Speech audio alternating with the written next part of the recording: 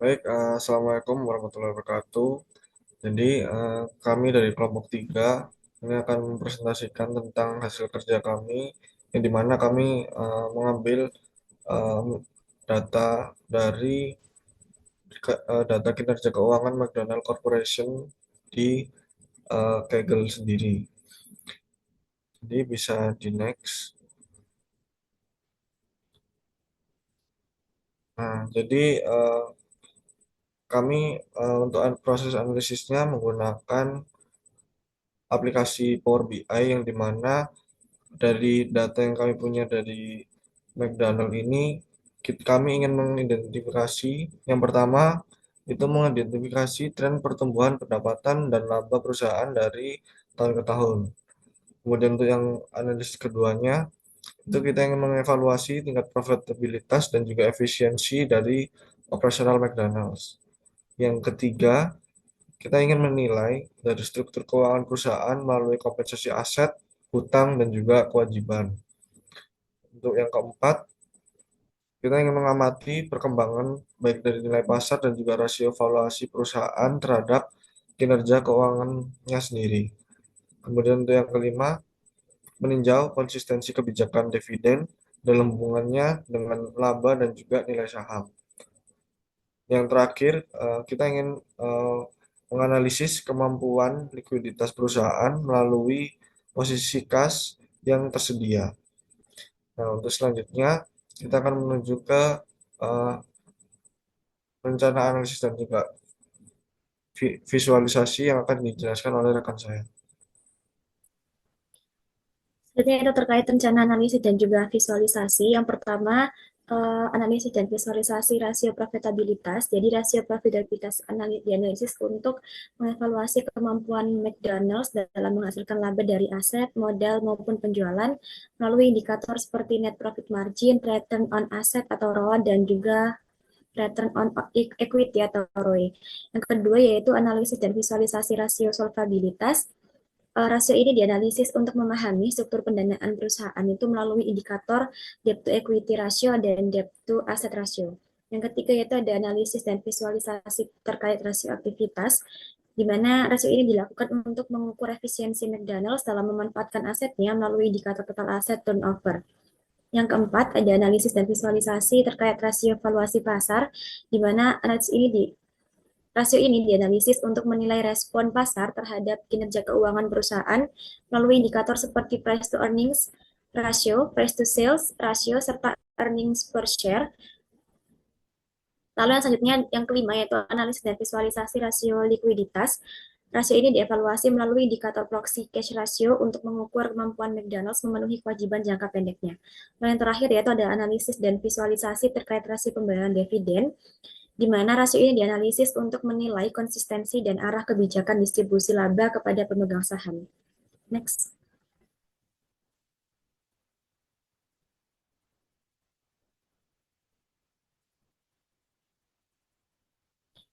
Lalu yang pertama yaitu ada analisis tingkat profitabilitas perusahaan, di mana McDonald's Corporation ini, laporan keuangan pada McDonald's Corporation ini kami ambil mulai dari tahun 2002 sampai dengan 2022. Grafik ini itu menunjukkan adanya perkembangan ROA, ROE dan juga net profit margin perusahaan sejak tahun 2002 dan sampai dengan 2022. Secara umum ketiga rasio ini menunjukkan arah gerak yang dinamis karena mengikuti kondisi operasional perusahaan dan situasi ekonomi makro pada masing-masing tahun. Pada tahun 2002 sampai dengan 2002 sampai dengan 2005 merupakan performa awal dari perusahaan yang menunjukkan adanya kelemahan karena margin laba ini masih negatif hingga mendekati nol. ROA dan ROE ini rendah karena aset dan modal perusahaan itu belum menghasilkan laba yang optimal. Lalu pada tahun 2006 sampai dengan 2010 ada peningkatan yaitu perbaikan signifikan yang dialami oleh McDonald's Corporation di mana NPM ini meningkat hingga kurang lebih 20%. Wah, dan ROE-nya juga naik stabil akibat peningkatan efisiensi operasional dan kondisi ekonomi yang membaik. Lalu di tahun 2011 sampai dengan 2016, perusahaan mulai stabil dan juga menunjukkan progres pertumbuhan walaupun masih secara tidak signifikan atau melambat. Dibuktikan bahwa NPM ini stabil antara range antara 25 sampai 30%, namun sedikit menurun pada tahun 2015 sampai 2016 karena pelemahan rupiah dan juga kenaikan biaya operasional. Namun untuk ROA dan ROE-nya masih positif tetapi melambat. Lalu pada tahun 2017 sampai dengan 2019, di mana pada tahun ini merupakan puncak profitabilitas atau perusahaan ini mulai tertekan, dibuktikan dengan adanya NPM ini mencapai puncak kurang lebih dari 35%. ROA-nya stabil, namun ROE tertinggi, namun mulai turun menjelang tahun 2019 karena tekanan kompetisi dan juga biaya. Lalu di tahun 2020 sampai dengan 2021, ini terjadi uh, adanya COVID-19 sehingga McDonald's Corporation juga terdampak adanya uh, penyakit ini, di mana ROE dan ROE-nya turun tajam. ROE negatif di tahun 2020, NPM-nya juga melemah akibat turunnya penjualan dan tingginya biaya tetap. Lalu terakhir yaitu pada tahun 2022, di mana di tahun ini merupakan tahun pemulihan awal setelah adanya pandemi COVID-19, itu dibuktikan dengan adanya NPM naik ke 27%, kemudian ROE-nya pulih kurang lebih 0,86, namun ROA-nya masih rendah dan aset belum sepenuhnya produktif meskipun permintaan mulai pulih. Next.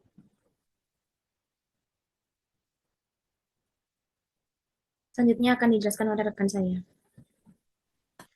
Baik, selanjutnya yaitu analisis dan visualisasi pada rasio likuiditas pada tahun 2002 sampai 2022.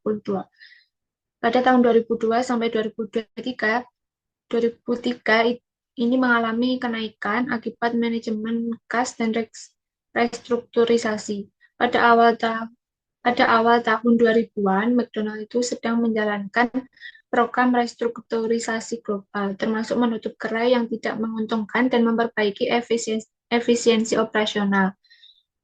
Dan pada tahun 2002, itu kondisi ekonomi global masih dalam tahap pemulihan, sehingga banyak perusahaan besar memilih menahan lebih banyak kas sebagai langkah kehati-hatian. Lalu pada tahun 2004 sampai 2008, ini mengalami likuiditas stabil dan tetapi menjelang krisis finansial global. Setelah puncak awal pada tahun 2000-an, cash ratio mulai turun, namun tetap berada pada level moderat yang stabil.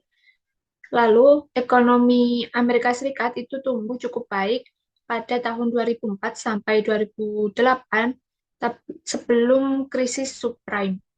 Lalu pada tahun 2008 sampai 2010 itu mengalami fluktuasi akibat krisis finansial global. Pada mengalami kenaikan cash ratio menjelang 2009 sampai 2010 mencerminkan McDonald itu mengumpulkan kas lebih banyak sebagai respon terhadap krisis finansial pada tahun 2008 ketika banyak perusahaan global memperkuat cadangan kas untuk keamanannya. Lalu pada tahun 2011 sampai 2015 ini mengalami penurunan ringan dan ekspansi besar pada buyback saham.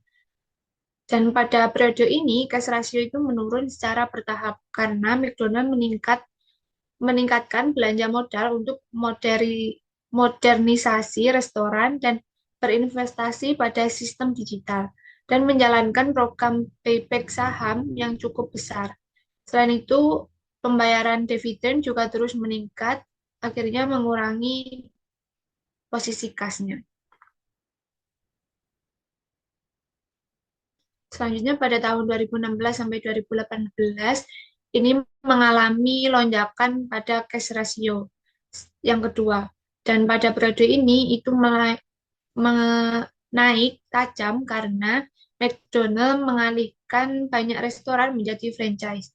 Dan dari proses ini perusahaan menerima kas besar dari penjualan aset dan biaya operasional juga turun, sehingga labanya meningkat dan situasi ekonomi yang membaik serta turunnya pajak perusahaan di Amerika Serikat pada tahun 2017 dan semakin memperbesar kasnya. Sehingga grafiknya menunjukkan puncak kedua pada tahun-tahun 2016 sampai 2018. Pada tahun 2019 sampai 2021 ini mengalami penurunan tajam karena COVID-19. Pada tahun ini cash ratio juga turun signifikan karena pandemi dan banyak restoran harus menutup layanan dine-in, mobilitas pelanggan menurun dan traffic global turun drastis. Sementara perusahaan tetap harus menanggung biaya tetap seperti gaji, sewa, dan operasionalnya. Lalu pada kondisi ini juga membuat cadangan kas tertekan. Meski begitu, McDonald masih mampu bertahan dengan mengandalkan drive-thru dan layanan delivery dan pemesanan digital. Lalu pada tahun 2022 itu mengalami pemulihan bertahap tetapi belum kembali kuat. Pada tahun 2002, cash ratio itu mulai meningkat lagi setelah tekanan pandemi, tetapi masih rendah karena McDonald kembali berinvestasi dan menjalankan program dividen serta buyback. Pada kewajiban jangka pendek ini meningkat akibat pemulihan rantai pasok, sementara inflasi global dan kenaikan suku bunga itu membuat perusahaan lebih hati-hati pada mengelola kasnya. Selanjutnya akan dijelaskan oleh teman saya.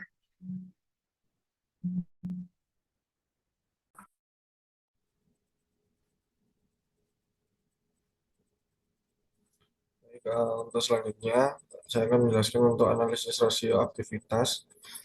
Jadi, eh, pada tahun 2002 sampai dengan 2014, bisa kita lihat di dalam grafiknya, itu mengalami peningkatan. Jadi kita membandingkan dari yang pertama untuk yang warna oranye itu adalah aset turnover-nya, kemudian untuk yang kedua yang warna hijau itu adalah revenue ataupun penjualannya. Nah, jadi pada tahun 2002 sampai tahun 2014 ini kita bisa lihat peningkatan itu sangat-sangat cukup drastis dan juga stabil ya pada tahun 2013 dan 2014-nya itu merupakan puncak tertinggi dari eh, revenue-nya sendiri. Nah, dan kemudian ini juga menandakan bahwa McDonald itu berhasil menghasilkan pendapatan yang lebih besar di setiap dolar aset yang dimiliki. Kemudian yang kedua, ekspansi restoran, inovasi menu, dan strategi penjualan yang diterapkan itu cukup produktif untuk meningkatkan eh, penjualan atau pendapatannya. Dan juga yang ketiga itu juga bisa jadi aset yang ditambah itu bisa dioptimalkan untuk meningkatkan pendapatannya. Nah, namun pada di tahun 2015 sampai dengan 2020 itu revenue-nya menunjukkan penurunan yang dimana itu juga diikuti dengan eh, TAT ataupun total asset turnover-nya itu juga ikut menurun. Nah, ini menandakan bahwa aset perusahaan itu mulai tidak seproduktif yang sebelumnya. Kemudian ada juga indikasi restructuring model bisnis ataupun investasi besar yang belum langsung menghasilkan pendapatan. Jadi mungkin ada penerapan eh, ide-ide baru yang masih belum optimal sehingga masih belum bisa menghasilkan pendapatan yang signifikan. Kemudian juga bisa jadi adanya franchise model yang diperkuat McDonald's dengan cara misalnya menambahkan aset-aset perusahaan, kemudian memperbarui aset-asetnya. Nah, itu juga pastinya juga memerlukan biaya yang besar, tapi untuk pengoptimalan penggunaan asetnya itu masih belum optimal, jadi juga masih belum bisa untuk meningkatkan pendapatan secara signifikan. Nah, kemudian di tahun 2020 sampai dengan tahun 2021 ini merupakan dampak pandemi kepada perusahaan McDonald sendiri, yang dimana bisa kita lihat itu revenue-nya juga ikut turun karena ada pembatasan aktivitas di masyarakat.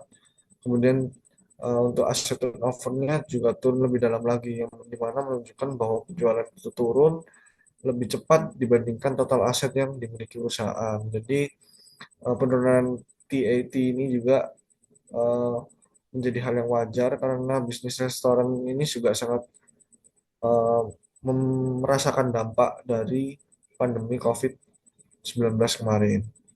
Namun pada tahun 2022 itu bisa kita lihat bahwa mulai ada peningkatan di bagian penjualannya, walaupun untuk aset turnover-nya sendiri itu masih belum meningkat secara signifikan, belum setinggi di tahun-tahun sebelumnya seperti di tahun 2013 dan juga tahun 2014. Nah, eh, artinya pendapatan yang dimiliki oleh McDonald's pada tahun 2022 ini sudah mulai membaik. Jadi setelah pandemi sudah mulai membaik dan juga investasi aset-aset itu yang sebelumnya itu belum optimal itu mulai menghasilkan dan juga mulai produktif. Jadi mampu menyokong dan juga mendukung dari penambahan pendapatannya sendiri. Kemudian juga untuk perubahan model bisnis franchise yang membuat pendapatan itu juga bisa naik juga seperti itu. Ini bisa di next. Nah, untuk selanjutnya akan dipaparkan oleh rekan saya.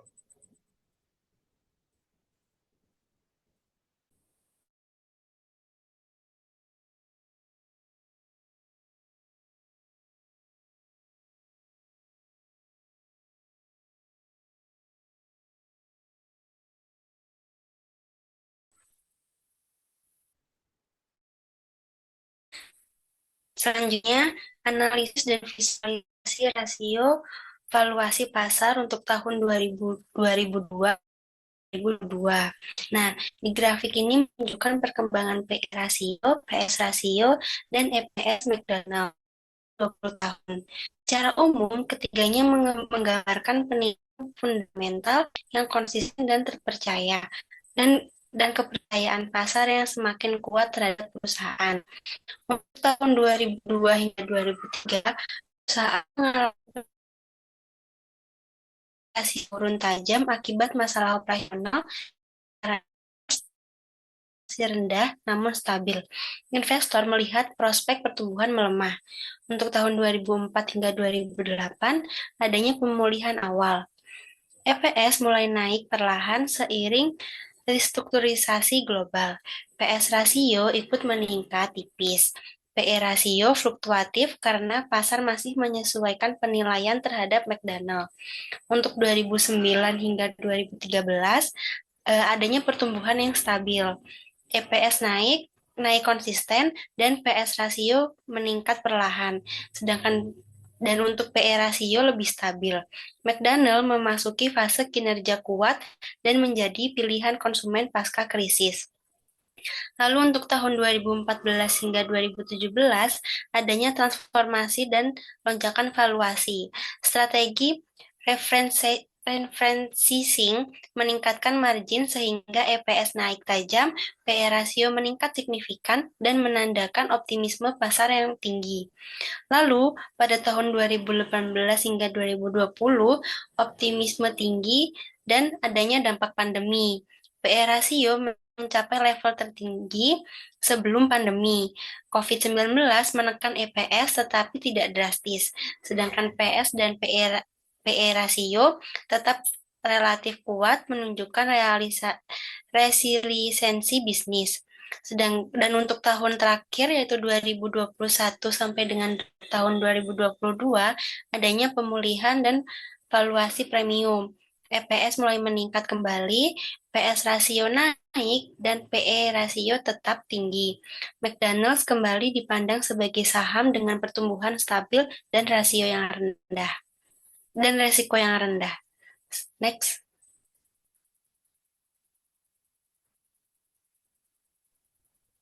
Selanjutnya yaitu mengenai analisis dan visualisasi rasio solvabilitas dari tahun 2002 hingga 2022.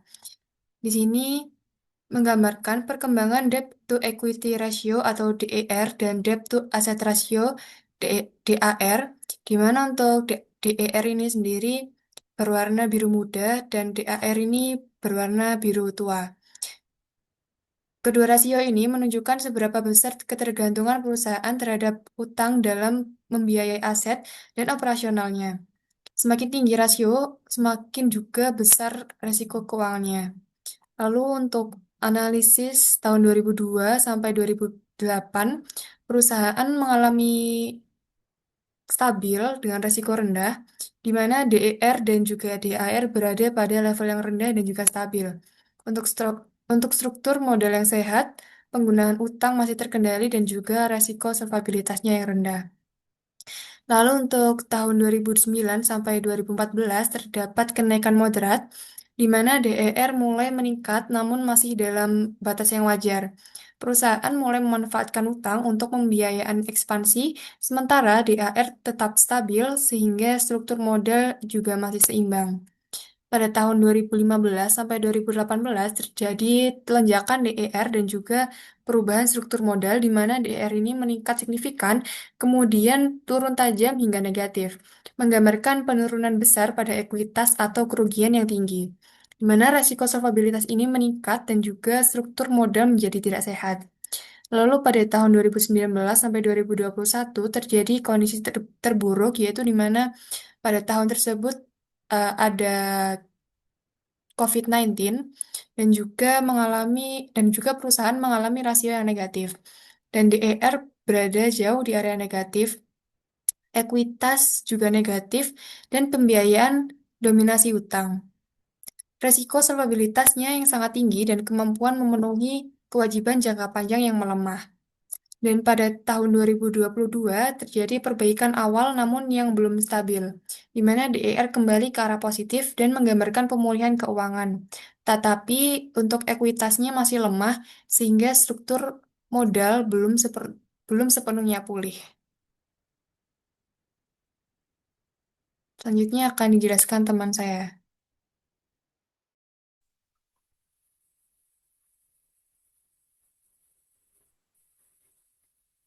Selanjutnya ada analisis dan visualisasi rasio pembayaran dividen untuk tahun 2002 hingga tahun 2022. Dividen payout rasio menggambarkan seberapa besar laba yang dibagikan sebagai dividen. Semakin tinggi rasionya, semakin besar komitmen perusahaan terhadap investor. Namun, semakin kecil laba yang ditahan untuk ekspansi. Perubahan rasionya menunjukkan bagaimana McDonald's menyeimbangkan pembagian dividen dan pendanaan internal dari waktu ke waktu. Untuk analisis per tahunnya, untuk tahun 2002 hingga 2006, rasio berada pada level menengah dan relatif konsisten. McDonald menjaga keseimbangan antara pembayaran dividen dan reinvestasi yang memperkuat operasional. Untuk tahun 2007 hingga tahun 2010, rasio ini mulai naik tajam, mencerminkan kinerja yang kuat dan kepercayaan diri manajemen, terutama di tengah krisis 2008 ketika bisnis McDonald terbukti tahan banting.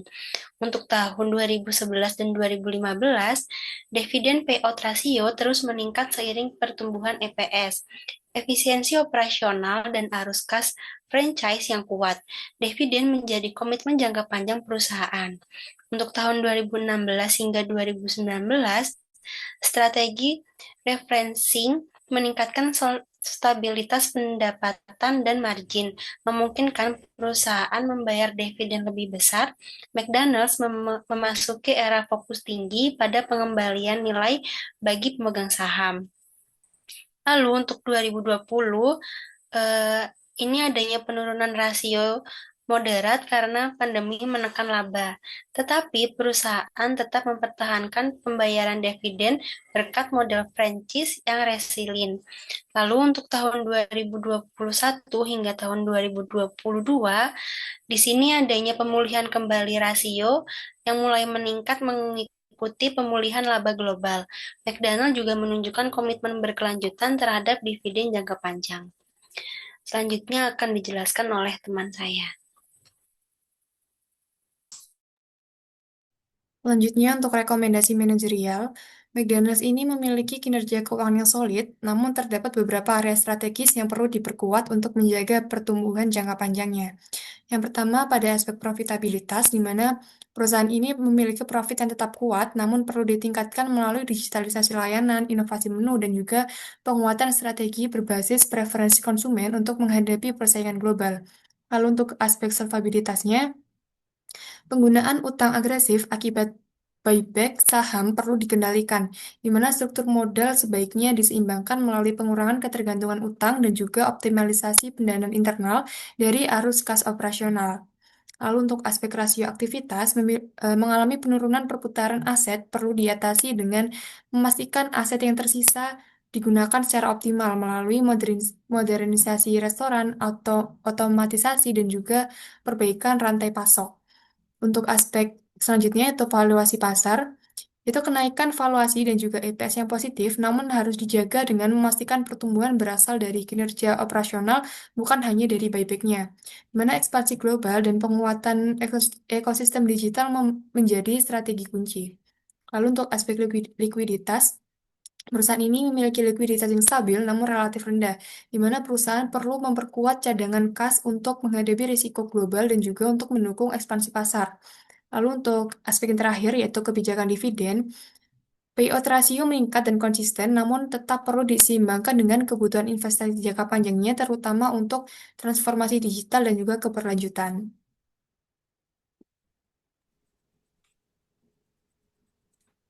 Baik, sekian dari kelompok kami. Apabila ada salah kata, kami mohon maaf. Saya akhiri. Wassalamualaikum warahmatullahi wabarakatuh.